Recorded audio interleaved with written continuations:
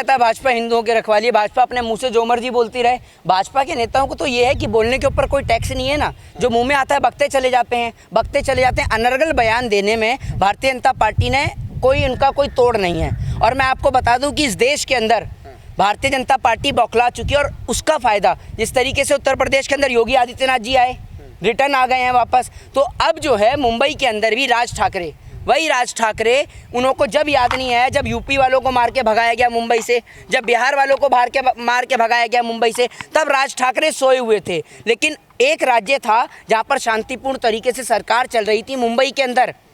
राज ठाकरे को और भारतीय जनता पार्टी को वो चीज़ हजम नहीं हुई। राज ठाकरे बिना कुर्सी के तलबला उठे हैं, इसलिए राज ठाकरे एक नया मुद्दा उठाकर लिया है और वो लाउड स्पीकर का मुद्दा।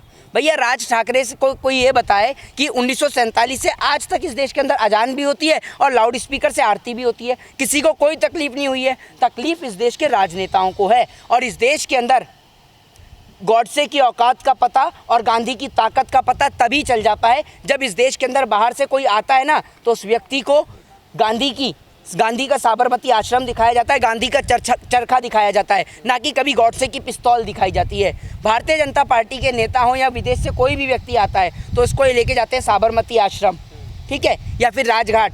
क्यों नहीं लेके जाते भैया? गॉडसे की पिस्तौल दिखाइए ना, जिससे उसने महात्मा गांधी को मारा, दिखाइए। ये लोग दोहरे चरित्र की राजनीति करते हैं और बीजेपी के पास कोई मुद्दे नहीं है।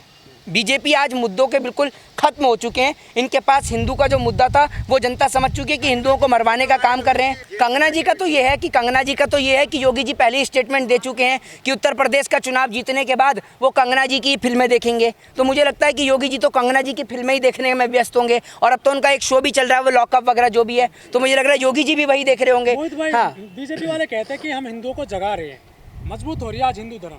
हाँ, तो हिंदुओं को जगा तो रहे हैं। वो बेचारा सो रहा था घर के अंदर, आपने बुलडोजर चला दी तो जग गया। देखा ना, गुप्ता जी के घर पे चला बुलडोजर, मंदिरों पर बुलडोजर चल रहा है। भगवान को भी जगा रहे हो क्या? अरे भगवान को भी जगा रहे हो क्या आप? ये तो बता दीजिए। तो ये लोग राजनीति सिर्फ मंदिर और मस्जिद की करते हैं। बीजेपी के पास कोई देश में मुद्दा नहीं बचा है। एजुकेशन, हेल्थ और डेवलपमेंट के नाम पे बीजेपी बिल्कुल नीलबटा सन्नाटा हो चुकी है। साथ में रितंबरा कहते हैं कि 4 बच्चे पैदा करिए, 2 दीजिए आरएसएस को, खुद के बच्चे। अरे भैया हम क्यों दें हम, ये बताइए ना। और 4 बच्चे आप पैदा करने की बात करें, देश की जनसंख्या ऑलरेडी इतनी बढ़ी पड़ी है और दो के ऊपर तो सरकार सुविधा नहीं देती है।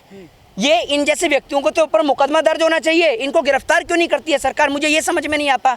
उधर वो आपका साक्षी महाराज का स्टेटमेंट आपने सुना होगा, वो बोल रहे हैं कि अपने घर में वो कोका कोला की बोतलें रख लो और क्या कहते हैं, साथ में तीर कमान रख लो, पुलिस आपको बचाने नहीं आएगी। अरे भैया ये लोग सरासर देश में हिंसा करा रहे हैं और सरकार तमाशा देखने में लग रही है। सरकार चुप और मौन बैठी है। सरकार इनके खिलाफ एक्शन और कार्रवाई क्यों नहीं करती है, मुझे ये समझ में नहीं आता। क्या इस देश के अंदर दंगे कराने के लिए भारतीय जनता पार्टी जिम्मेदार है? अनुराग ठाकुर जो हैं वो इनके ऊपर कार्रवाई क्यों नहीं करते? नेशनल मीडिया के चैनलों पर, सोशल मीडिया पे ही क्यों लगाम कसी जाती है? इस बात का जवाब दें। जिन्होंने मुस्लिम महिलाओं को गाली देने का काम किया उसका बेल हो जाता है, लेकिन खालिद सईद की उमर खालिद जो 2-2 साल से देश बचाने की बात करते अभी तक जेल में, ऐसा क्यों? बेल हो गया महिला गाली।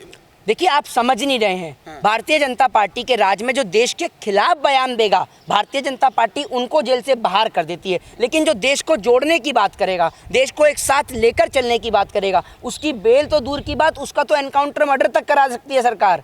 तो आप ये सुरक्षित मानिए कि वो जेलों के अंदर सुरक्षित हैं, वरना सरकार, आप ये समझ लीजिए, जो सरकार की बुराइयां दिखाए, सरकार की खिलाफत करे, सरकार उसको उठा के जेल में डालने का काम करती है। रोजगार देने में कितना सफल है, क्योंकि आप एक युवा है, रोजगार देने में कितना सफल रही है सरकार? हाँ, रोजगार देने में तो क्या, रोजगार के नाम पे मैं इस प्रकार के शब्दों का प्रयोग नहीं करता हूँ, लेकिन मैं आज आपसे कह रहा हूँ कि रोजगार के नाम पे जो जनता का चूतिया बनाया है ना इन्होंने, खुलेआम पागल बनाया है, उस प्रकार का काम कोई और नहीं कर सकता। और मोदी जी ने ये दिखा दिया है कि भैया गिनीज वर्ल्ड रिकॉर्ड में उन्हीं का नाम आएगा झूठ बोलने में पहले नंबर पर, और कोई व्यक्ति उनको पीछे पछाड़ नहीं सकता है। मोदी जी एक चीज़ बता दीजिएगा ज़रा कमेंट में लिखिए अगर वीडियो देख रहे हो तो, ये झूठ बोलना सीखा कहाँ से है आपने? क्या गुजरात के अंदर कौन सा ऐसा स्कूल खुल गया जहाँ से आप इतने ट्रेन झूठ बोल के सीख के आए हैं? तो पूरे देश को बताइए, पूरा देश आपसे जानना चाहता है कि आप ये झूठ बोलना कहाँ से सीख के आए हैं। और झूठ बोलते हैं, माना झूठ बोलने में एक्सपर्ट है, झूठ बोलिए, क्योंकि मानते हैं आप 15 लाख दे नहीं सकते हैं, आप 100 स्मार्ट सिटी दे नहीं सकते हैं, 2 करोड़ रोजगार दे नहीं सकते हैं, नहीं दे सकते आप, लेकिन देश के अंदर सांप्रदायिक हिंसा मत कराइए। देश की मीडिया कर रही है अली बजरंग बली पर खलबली का विश्लेषण। अब इनके टॉपिक सुनिए क्या क्या हैं, ठीक है। एक लिखता है कि अली या बजरंग बली, ये देख लीजिए, ये देश की मीडिया के, गोदी मीडिया के टॉपिक्स हैं, हम इन पर चर्चा नहीं कर रहे हैं। हमारी चर्चा इस विषय पर होनी चाहिए कि देश के अंदर आज गरीबी है तो क्यों है, देश के अंदर महंगाई है तो क्यों है, देश की आर्थिक स्थिति डैमेज है तो क्यों है, और आखिर इन सब चीज़ों का जिम्मेदार है तो क्यों है और कौन है। ये हमारा विषय नहीं है कि अली, बजरंग बली, मंदिर, मस्जिद, चर्च, गुरुद्वारा। मैं आपको बता दूं, मैं एक कानून का छात्र हूँ और मैं स्कूलों पर चर्चा करता हूँ, मैं विश्वविद्यालय और अस्पताल पर चर्चा करता हूँ। मैं कोई मौलाना या पंडित नहीं हूँ जो मंदिर और मस्जिद पर चर्चा करूँगा। मैं देश के विकास, एजुकेशन, हेल्थ और डेवलपमेंट पर चर्चा करता हूँ। जी, उनके पति सहित दोनों जेल चले गए हैं। बहुत बढ़िया काम हुआ है, क्यों नहीं जाना चाहिए जेल। बहुत अच्छा कार्यक्रम हुआ है जेल जाने का। ये आपको क्या लगता है, अगर कोई भी व्यक्ति देश में हिंसा फैलाए तो उसको जेल नहीं भेजना जाना चाहिए? बिल्कुल भेजा ना जाना चाहिए। और ये तो उत्तर प्रदेश सरकार का फेलियर रहा है, ये मध्य प्रदेश सरकार का फेलियर रहा है, ये कर्नाटक सरकार का फेलियर रहा है कि उन्होंने उन व्यक्तियों को उठाकर जेल में नहीं डाला। लेकिन भाई महाराष्ट्र की सरकार ने हिंसा करने वालों के खिलाफ, दंगाइयों के खिलाफ एक मुंह पे कड़ा तमाचा मारा है। उन्होंने दिखा दिया है इस देश के अंदर कि कोई भी व्यक्ति, किसी भी जाति, किसी भी धर्म, किसी भी मजहब, किसी भी सांप्रदायिक का व्यक्ति अगर देश में सांप्रदायिक माहौल करेगा, देश के सांप्रदायिक हिंसा करेगा, तो उसको उठा के जेल में डाला जाएगा। और इसीलिए उनके ऊपर राजद्रोह का मुकदमा भी दर्ज हुआ है, जो कि एक कानून के तहत होना भी चाहिए था। लेकिन बीजेपी सपोर्ट कर रही है पीछे से दोनों को। बीजेपी का तो काम ही यही है, जो देश में आग लगाता है, जो देश को जलाता है, भारतीय जनता पार्टी उसको सपोर्ट करती है। इसमें नया क्या है? कुछ ट्रेंडिंग बताइए ना, कोई ट्रेंडिंग मुद्दा हो तो। ये मुद्दा तो बहुत पुराना है। बीजेपी इस देश के अंदर जो देश का नुकसान करते हैं, देश की सरकारी संपत्तियों को ढाते हैं, देश के खिलाफ अनर्गल बयान देते हैं, बीजेपी उनको हमेशा से सपोर्ट करती है। ये कुछ नया नहीं है इसमें। मंदिरों को तोड़ने की प्रक्रिया चल रही है, चाहे यूपी हो, चाहे दिल्ली हो, चाहे राजस्थान हो। तो मैं आपको बताता रहा हूँ, यही तो था हिंदुत्व, यही था मोदी जी का हिंदुत्व, यही था योगी जी का हिंदुत्व। पहले हिंदुओं के नाम पे सरकार बना ली, हिंदुओं के नाम पे वोट मांग लिए, अब हिंदुओं के मंदिरों को ही ढाया जा रहा है। पहले तो हिंदुओं को ही खतरे में बता रहे थे, अब हिंदुओं के मंदिर भी खतरे में आ गए हैं और हिंदुओं की जान भी खतरे में आ गई है, हिंदुओं का घर भी खतरे में आ गया है। गुप्ता जी का घर ढाया गया ना, दिखा रहे थे पेपर्स भी, गुप्ता जी का घर ढाया गया। बुलडोजर से आपने देखा होगा, क्रेन्स के जरिए एक जूस वाले का भी उठाया गया था नोएडा में, भूल गए आप? तो सबसे ज़्यादा टारगेट तो हिंदू हो रहे हैं। लेकिन अगर हिंदू अभी भी ना समझे कि वो भैया बीजेपी का वो हिसाब है, जिस थाली में खाते हैं उसी में छेद करते हैं, ये इनकी पुरानी आदत है।